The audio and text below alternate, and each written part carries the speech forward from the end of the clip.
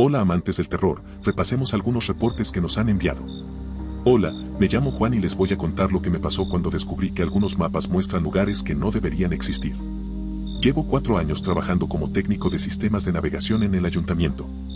Mi trabajo consiste en actualizar los datos oficiales del GPS de la ciudad, corregir direcciones y mapear nuevas calles.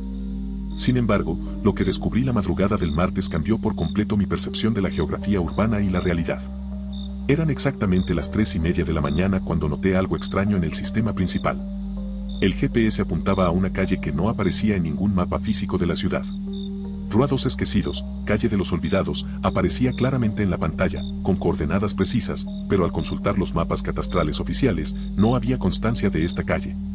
Al principio pensé que se trataba de un error de programación, quizás datos corruptos o un fallo del servidor principal. Antes de seguir investigando, recordé la advertencia que Carlos, el técnico superior, siempre repetía a los recién llegados. Si el GPS muestra calle olvidada, no sigan las indicaciones, dijo con una seriedad que en aquel momento pareció exagerada. Carlos llevaba 15 años trabajando allí y conocía cada algoritmo del sistema como nadie. Por otro lado, siempre he tenido una personalidad curiosa y metódicamente científica, así que decidí investigar el fenómeno. Comencé a rastrear el origen de los datos de esta misteriosa calle a través de los registros del sistema. Descubrí que la información no provenía de ninguna base de datos oficial de la ciudad ni de empresas cartográficas contratadas. Los datos aparecían espontáneamente en el sistema, como si alguien los hubiera introducido remotamente en la madrugada. Además, la calle olvidada siempre aparecía vinculada a las direcciones de personas que habían sido reportadas como desaparecidas en los últimos 6 meses. Fue entonces cuando empecé a oír los susurros.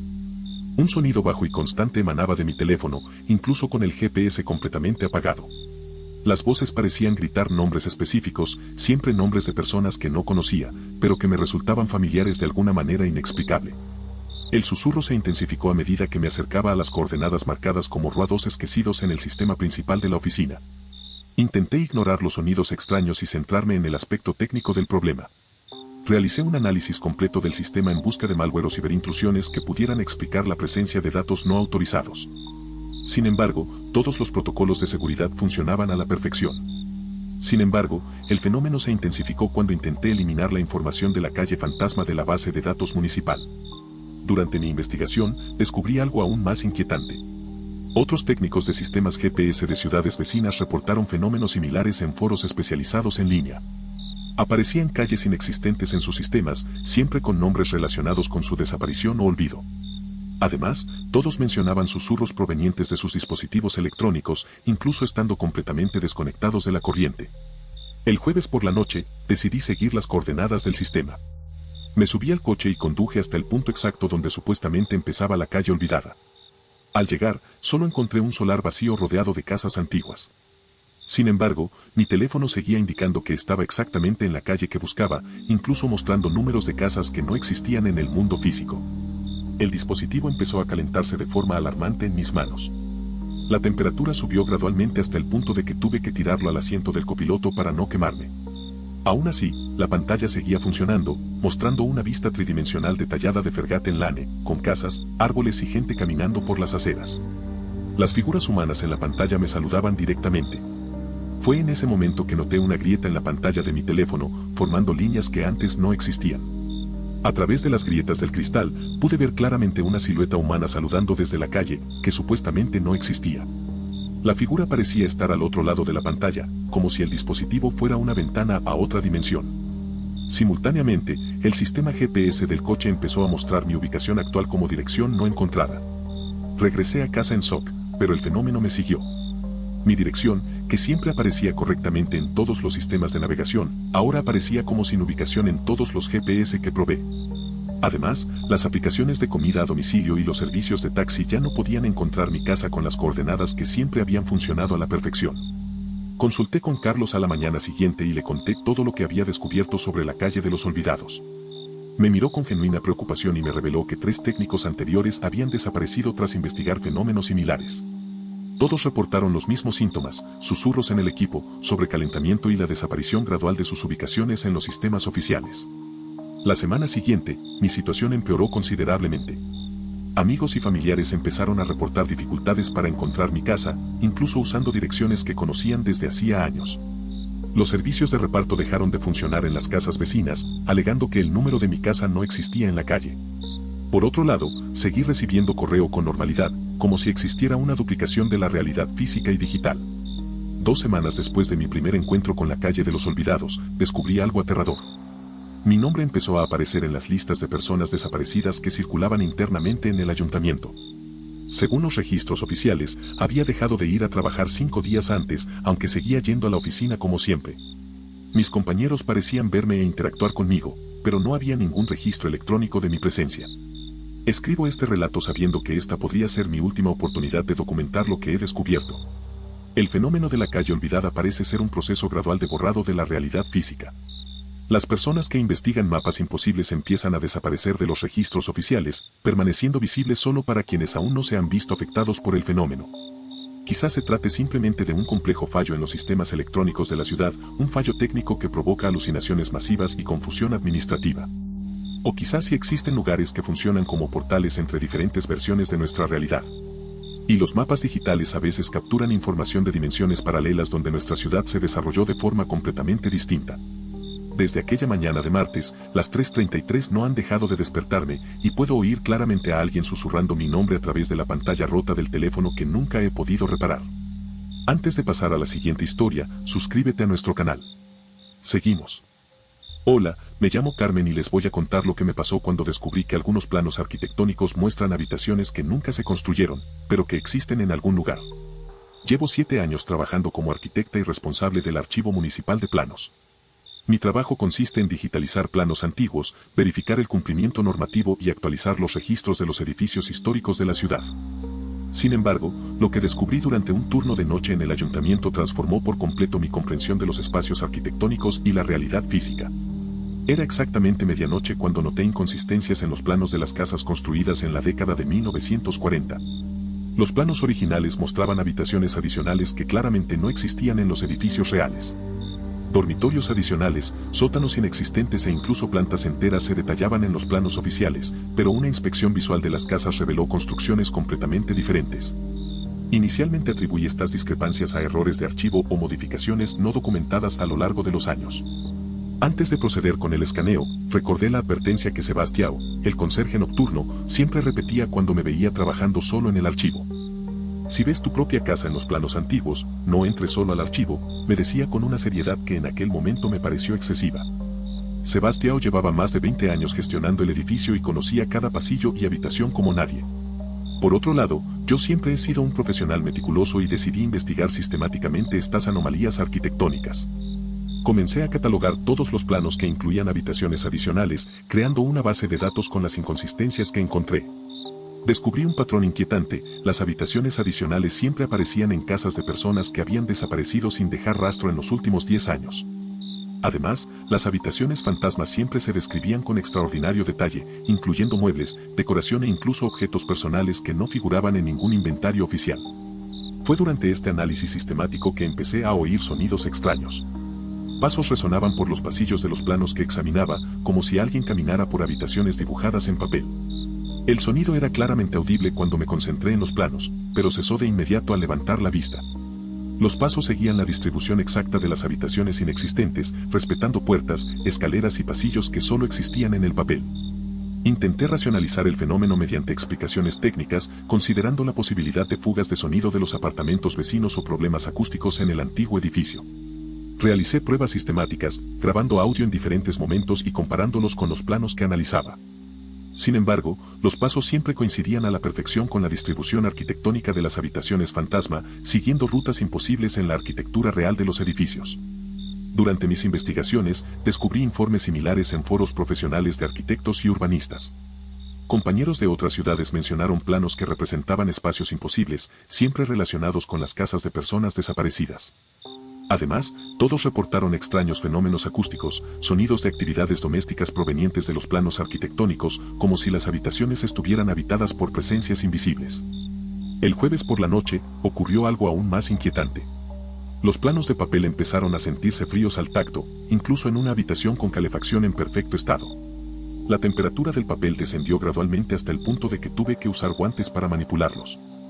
Simultáneamente, los dibujos arquitectónicos parecieron adquirir una profundidad tridimensional, como si pudiera ver a través del papel las habitaciones representadas. Fue entonces cuando encontré el plano de mi propia casa entre los archivos de 1945. El plano representaba mi residencia actual con todo lujo de detalles, incluyendo un sótano subterráneo que nunca existió en la propiedad. El dibujo estaba firmado por el mismo arquitecto responsable de todos los planos de las habitaciones fantasma que había catalogado. Además, la fecha del proyecto era 20 años anterior a la construcción de mi casa. Decidí investigar personalmente este sótano inexistente que aparecía en el plano de mi casa. Regresé a casa de madrugada y examiné cuidadosamente cada habitación en busca de indicios de un subsótano oculto. No encontré ninguna evidencia física de un sótano, pero mi detector de metales profesional indicó la presencia de estructuras metálicas enterradas justo donde el plano indicaba las escaleras que conducían al sótano. Durante esta inspección de la casa, oí claramente a alguien caminando en el sótano inexistente. Los pasos provenían de debajo del suelo de la cocina, siguiendo exactamente la distribución que mostraba el plano de 1945. El sonido iba acompañado de otros ruidos domésticos, puertas abriéndose y cerrándose, agua corriendo e incluso conversaciones apagadas en idiomas que no pude identificar del todo. A la mañana siguiente, volví al archivo municipal con renovada determinación para descifrar este misterio arquitectónico. Fue entonces cuando descubrí algo aterrador: la puerta del archivo estaba cerrada por dentro, aunque estaba seguro de haber salido la noche anterior sin problemas. Sebastião me encontró ya dentro de la sala cuando llegó para su turno, pero juró que había cerrado con llave el edificio completamente vacío apenas 2 horas antes. Consulté con expertos en fenómenos paranormales y arquitectos con experiencia en edificios históricos, buscando explicaciones racionales para las habitaciones fantasmales de los planos. Algunos sugirieron que los proyectos antiguos a menudo incluían expansiones planificadas que nunca se llevaron a cabo debido a limitaciones financieras. Por otro lado, esto no explicaba los fenómenos acústicos ni la correspondencia precisa entre los sonidos y las imposibles disposiciones arquitectónicas. 2 semanas después de descubrir el plano de mi casa, empecé a notar cambios físicos en mi residencia. Las paredes, que siempre habían sido lisas, ahora presentaban sutiles ondulaciones, como si hubiera espacios vacíos bajo el suelo. Además, la temperatura en ciertas habitaciones fluctuaba inexplicablemente, creando corrientes de aire frío que coincidían exactamente con los pasillos que se mostraban en el plano fantasma del sótano. Una noche, mientras repasaba los planos de mi casa, la puerta del archivador se cerró de golpe 3 veces seguidas. El sonido resonó por el edificio vacío con una precisión que sugería intencionalidad. Simultáneamente, todos los papeles de los planos que representaban habitaciones fantasma empezaron a vibrar sutilmente, como si estuvieran afectados por una corriente de aire inexistente. Los dibujos arquitectónicos parecían latir con vida propia. Ahora llevo un registro detallado de cada fenómeno que experimento, tanto en el archivo municipal como en casa. Los planos con habitaciones fantasma parecen mapas de espacios que existen en una dimensión paralela, donde la arquitectura de nuestra ciudad se desarrolló según diferentes diseños. Las personas que desaparecen podrían estar habitando estas habitaciones imposibles, viviendo en versiones alternativas de sus hogares, donde en realidad se construyeron sótanos, dormitorios y plantas adicionales. Quizás estas inconsistencias arquitectónicas sean simplemente errores de documentación acumulados durante décadas, creando ilusiones auditivas en profesionales que trabajan largas jornadas analizando planos. O quizás realmente existan espacios arquitectónicos que funcionen como intersecciones entre diferentes realidades. Y los planos antiguos en ocasiones documenten edificios que solo existen en dimensiones paralelas a las nuestras. Desde que encontré los planos de mi casa en el archivo de 1945, oigo con claridad la actividad doméstica que proviene del sótano nunca construido. Y cada noche la puerta del archivo municipal se cierra de golpe 3 veces, como si alguien intentara entrar en un espacio que solo existe en el papel frío de planos imposibles. Antes de pasar a la siguiente historia, suscríbete a nuestro canal. Seguimos. Hola, me llamo Miguel y les voy a contar lo que me pasó cuando descubrí que ciertos mapas antiguos crecen solos, añadiendo nuevos lugares a medida que la gente desaparece de la ciudad. Llevo 12 años trabajando como anticuario especializado en cartografía histórica. Mi tienda está en el centro histórico de la ciudad y mi pasión son los mapas centenarios que documentan el crecimiento urbano a lo largo de las décadas. Sin embargo, lo que descubrí en una colección de mapas del siglo XIX cambió por completo mi percepción de la geografía temporal y la realidad. Eran exactamente las 4:44 de la mañana cuando me di cuenta de que un mapa de 1887 había desarrollado una nueva calle durante la noche. El mapa oficial de la ciudad y alrededores llevaba 3 años enmarcado en la fachada de mi tienda, pero el viernes por la mañana mostraba claramente una calle que no existía cuando cerré la tienda la noche anterior. La Alameda 2 Desaparecidos estaba dibujada a tinta, aparentemente idéntica a la original, incluyendo detalles topográficos e incluso los nombres de negocios contemporáneos. Antes de considerar la posibilidad de vandalismo o una broma elaborada, recordé las palabras de don Ramón, el anciano librero que me vendió el mapa. Si el mapa crece solo, quémalo antes de que te encuentre, me había advertido con una seriedad que en aquel momento descarté como la leyenda de un comerciante supersticioso. Don Ramón llevaba más de 50 años coleccionando cartografía histórica y conocía la procedencia de cada mapa de su colección con impresionante detalle. Por otro lado, yo siempre había sido un coleccionista meticuloso y decidí investigar científicamente este fenómeno cartográfico. Comencé a documentar fotográficamente cada cambio que aparecía en el mapa durante los días siguientes. Descubrí que nuevas calles, plazas y edificios aparecían sistemáticamente cada mañana, siempre dibujados con técnicas y materiales que parecían contemporáneos al mapa original de 1887. Además, las adiciones cartográficas siempre correspondían a lugares donde personas habían desaparecido recientemente. Como si el mapa estuviera cartografiando en tiempo real el destino de las personas que simplemente desaparecieron de la ciudad. Durante este análisis sistemático, comencé a oír sonidos inaudibles provenientes del papel envejecido. El mapa crujía sutilmente al observarlo de cerca, produciendo ruidos similares a los de alguien caminando sobre hojas secas o arena fina. El sonido se intensificaba durante la madrugada, especialmente al crear nuevas adiciones cartográficas. Era como si pudiera oír los pasos de la gente caminando por las calles dibujadas en el papel centenario. Investigué la historia del mapa en los archivos municipales y descubrí información inquietante sobre sus orígenes. El cartógrafo responsable de la obra, Eugenio Vasconcelos, había desaparecido misteriosamente en 1888, un año después de completar la cartografía oficial de la ciudad. Los registros de la época mencionaban que Vasconcelos afirmaba ser capaz de cartografiar ambos lados de la realidad, una afirmación que sus contemporáneos interpretaron como un signo de inestabilidad mental. Además, otros mapas que firmó representaban fenómenos similares en diferentes ciudades del interior. Fue durante una investigación nocturna que el fenómeno se intensificó drásticamente. El papel del mapa comenzó a latir con un ritmo regular, como si fuera un corazón gigantesco de pergamino y tinta. Las pulsaciones eran especialmente intensas en las zonas donde aparecían nuevas calles relacionadas con las desapariciones. Simultáneamente, la temperatura del papel variaba cíclicamente, alternando entre un frío glacial y un calor febril en intervalos de aproximadamente 30 segundos. Durante estos pulsos, pude observar detalles imposibles a través de la superficie del mapa. Las calles dibujadas adquirieron profundidad tridimensional, revelando aceras, árboles e incluso personas en miniatura caminando por los senderos mapeados.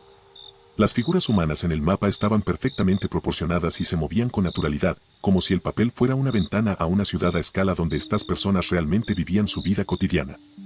Intenté retirar el mapa del marco para examinarlo más de cerca, pero descubrí que el papel se había fusionado misteriosamente con el cristal protector. No había rastro de pegamento ni adhesivo, pero el mapa y el cristal eran ahora una sola pieza inseparable. Además, cualquier intento de mover el marco de la pared provocaba una resistencia física inexplicable, como si el mapa estuviera conectado magnéticamente a la estructura del edificio. Fue entonces cuando hice el descubrimiento más aterrador de todos. En la esquina inferior derecha del mapa, empezó a aparecer una línea punteada que conectaba todas las casas de las personas desaparecidas en los últimos 5 años. La línea serpenteaba por la ciudad histórica dibujada en el papel, conectando residencias, lugares de trabajo y lugares de interés relacionados con las personas desaparecidas. La ruta trazada formaba un patrón complejo que sugería intencionalidad y planificación. La línea punteada crecía a diario, añadiendo nuevos segmentos a medida que más personas desaparecían de la ciudad real. Por otro lado, el descubrimiento verdaderamente aterrador llegó cuando me di cuenta de que la línea se acercaba gradualmente al lugar donde mi tienda estaba marcada en el mapa de 1887. La ruta trazada en el papel indicaba que mi establecimiento sería el siguiente punto en la secuencia de lugares conectados por las misteriosas desapariciones. Consulté a expertos en cartografía histórica y fenómenos paranormales, buscando explicaciones racionales para el crecimiento autónomo del mapa. Algunos sugirieron que los cambios de temperatura y humedad podrían revelar dibujos ocultos, realizados con tintas especiales que solo se hacían visibles en condiciones específicas. Sin embargo, esta hipótesis no explicaba la correspondencia precisa entre las adiciones cartográficas y las desapariciones contemporáneas en la ciudad. Durante una de las últimas noches que pasé en la tienda, el mapa se manifestó con toda su intensidad. Todas las calles dibujadas se iluminaron simultáneamente con una luz dorada que no provenía de ninguna fuente externa. La luz pulsaba al ritmo de mis latidos, creando un efecto hipnótico que me impedía apartar la mirada del papel brillante. Las personas en miniatura del mapa interrumpieron sus actividades y me miraron directamente. Fue en ese momento que comprendí la verdadera naturaleza del mapa de Eugenio Vasconcelos. El documento no era solo un registro cartográfico de la ciudad en 1887, sino un portal activo entre dos versiones de la misma ubicación geográfica. Una versión existe en nuestra realidad física, donde las personas desaparecen misteriosamente. La otra versión existe en una dimensión paralela, donde estas personas siguen viviendo en una ciudad que se desarrolló siguiendo trayectorias históricas completamente diferentes. Intenté quemar el mapa siguiendo el consejo de don Ramón, pero las llamas no consumieron el papel. El fuego simplemente se deslizó sobre la superficie cartográfica sin causar daño alguno, como si el mapa estuviera hecho de material incombustible. Además, durante el intento de incineración, pude oír claramente los gritos de pánico provenientes de las miniaturas dibujadas en las calles. Como si el fuego representara una amenaza real para los habitantes de la ciudad paralela. Ahora escribo este relato sabiendo que la línea punteada del mapa ha llegado a la puerta de mi tienda. Puedo ver claramente mi propia figura en miniatura dibujada en el papel, caminando por las calles de la ciudad de 1887 como si siempre hubiera pertenecido a ese lugar y tiempo. La versión de mí misma en el mapa saluda amablemente mientras nuestras miradas se encuentran a través de la superficie palpitante del papel. Quizás el crecimiento del mapa sea simplemente una ilusión óptica causada por el estrés profesional y las largas horas de observación de minuciosos detalles cartográficos. O quizás Eugenio Vasconcelos realmente logró crear un mapa que documenta simultáneamente dos realidades paralelas, permitiendo a la gente viajar entre diferentes versiones de la misma ciudad por rutas que solo existen en papel centenario. Desde que la línea punteada llegó a mi tienda, las 4:44 de la mañana siempre me despiertan. Y puedo escuchar claramente mi propio nombre susurrado por las personas en miniatura que caminan por las calles imposibles del mapa que crece solo, trazando los destinos de quienes nunca debieron irse, pero que encontraron el camino de regreso a través de la tinta y el papel que laten como un corazón cartográfico conectando dos versiones eternas de una misma ciudad perdida en el tiempo.